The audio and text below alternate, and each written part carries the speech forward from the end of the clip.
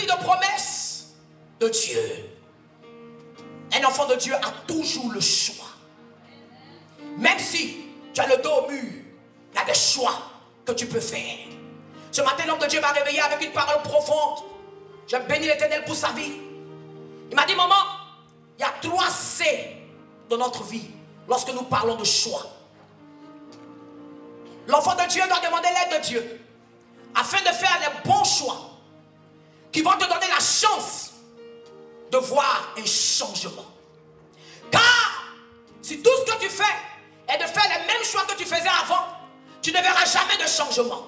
Si tout ce que tu fais, c'est de répéter les actions que tu as faites les années précédentes, rien ne va changer. Le résultat que tu vas produire sera ce que tu as déjà eu. Alléluia. Mais est-ce qu'il y a quelqu'un dans l'église ce matin qui est fatigué d'être fatigué, qui est prêt à voir quelque chose de nouveau, qui est prêt à expérimenter ce Dieu-là, qui dit, oh, je fais une nouvelle chose. Ne vois-tu pas jamais l'eau dans le désert? Je fais un chemin là où il n'y a pas de chemin. Si tu veux voir Dieu faire quelque chose de nouveau, demande-lui la force de t'aider à faire les bons choix. Car le choix crée un événement. Dis avec moi, tout choix crée un événement dans ma vie. Chaque choix que tu prends. Donc fais attention, il y a quelqu'un, fais attention. Tous les choix que tu prends sur cette terre créent un événement dans ta vie. Soit de bons événements ou de mauvais événements. Quand tu décides de garder rancune contre quelqu'un, tu crées de mauvais événements dans ta vie. Pourquoi? Parce que tu crées un mur pour bloquer toi-même tes propres prières. Quand la Bible dit si tu ne pardonnes pas, n'espère pas que Dieu va te pardonner. Or, la parole dit la main de Dieu n'est pas courte, ni son oreille dure pour entendre nos prières. Mais quand il y a un péché, Dieu ne nous entend pas. Est-ce qu'il y a un enfant de Dieu ce matin qui est prêt à changer ses choix afin qu'il se donne lui-même la chance de voir le changement se manifester dans sa vie? Si tu es parmi eux, acclame le roi des rois ce matin. Ce matin, mon enseignement est sur les choix que tu as dans l'attente. Dis avec moi l'attente. Dans l'attente des miracles.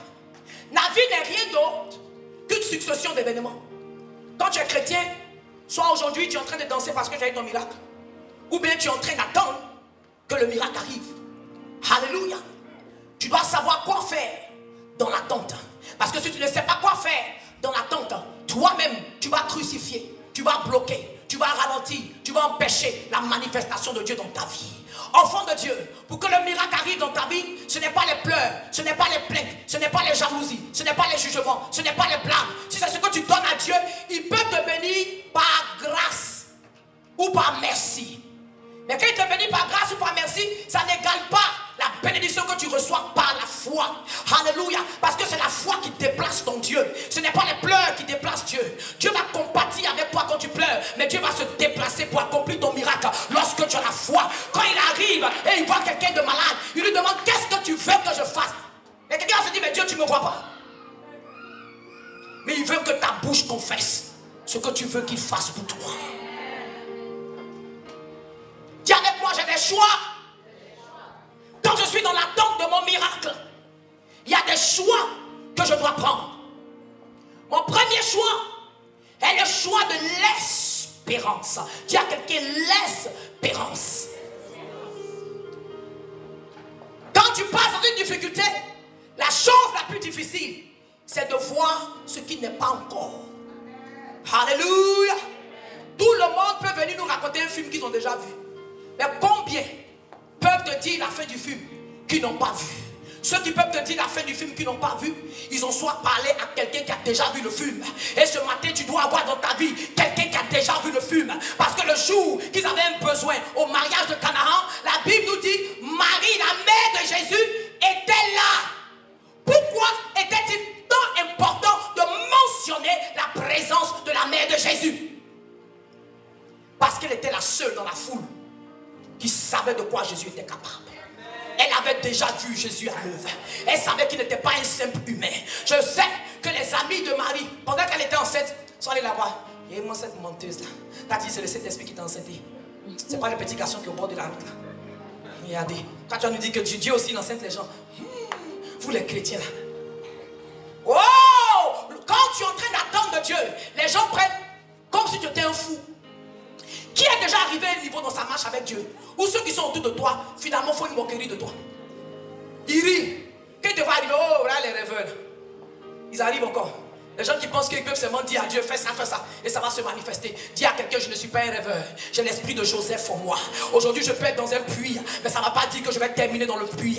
Aujourd'hui, je peux être dans une difficulté, mais ça ne veut pas dire que je vais terminer dans la difficulté. Dieu va me faire passer dans le puits, dans le désert, mais j'arrive. Dis à quelqu'un, j'arrive. Le palais à ma place, parce que j'espère de mon Dieu. J'arrive, parce que je sais en qui j'ai cru. J'ai foi qu'il est Dieu capable, parce que je sais le Dieu d'Abraham. Pourquoi on dit le Dieu d'Abraham? Pour nous rappeler ce que Dieu a fait à Abraham. Abraham qui ne pouvait pas enfanter, sa femme qui ne pouvait pas enfanter des années. Elle était ménopausée, pénopausée, elle dépassait tout ce qu'on appelle ménopause. Elle était 3 fois ménopausée, mais Dieu lui a donné l'enfant. Quand tu dis le père d'Abraham, tu veux dire que c'est ce Dieu-là qui fait des miracles.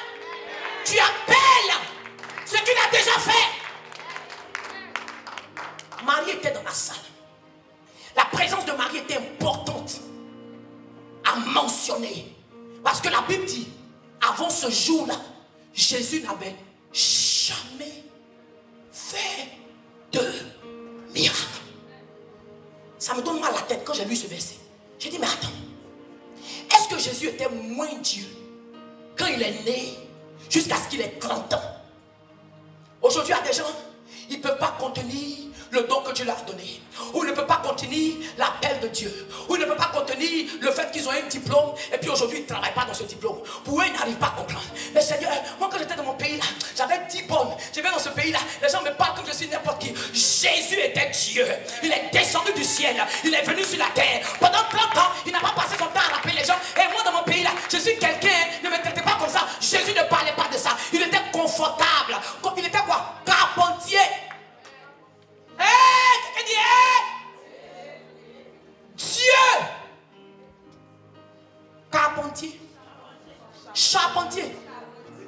C'est pire même. Charpentier. Dieu. Dis avec moi, Dieu. Charpentier. Dis-moi la question, mais où est le rapport entre Dieu et un charpentier? C'est la même chose que tu te demandes aujourd'hui. Où est le rapport entre un docteur et quelqu'un qui est en train de laver les assiettes dans un restaurant? Tu ne m'as pas reçu ce matin. Où est le rapport entre un avocat et quelqu'un qui est en train de suer le sol actuellement? Où est le rapport entre un pharmacien et quelqu'un qui est en train de vendre à la caisse? C'est le même rapport qui existait en Dieu qui était Dieu et le fait qu'il était charpentier, enfant de Dieu. Si tu es capable de contenir le potentiel qui est en toi, pendant que Dieu te fait passer dans le procès, tu vas voir le miracle de Dieu s'accomplir. Il y a quelqu'un, assieds-toi tranquille. Tu n'as pas besoin d'aller te lancer des fleurs. Et vous là, vous me voyez comme ça, je suis jeune. Vous ne savez pas ce que j'ai fait dans mon pays. J'ai des maisons dans mon pays. Ne me parlez pas comme. Il y a quelqu'un, on s'emballe. Dieu va faire quelque chose. Dis à quelqu'un, Dieu va faire quelque chose. Si je suis capable d'être charpentier, mais de toujours espérer que mon potentiel de Dieu n'est pas parti. Ah, est-ce que tu m'entends parler ce matin, enfant de Dieu?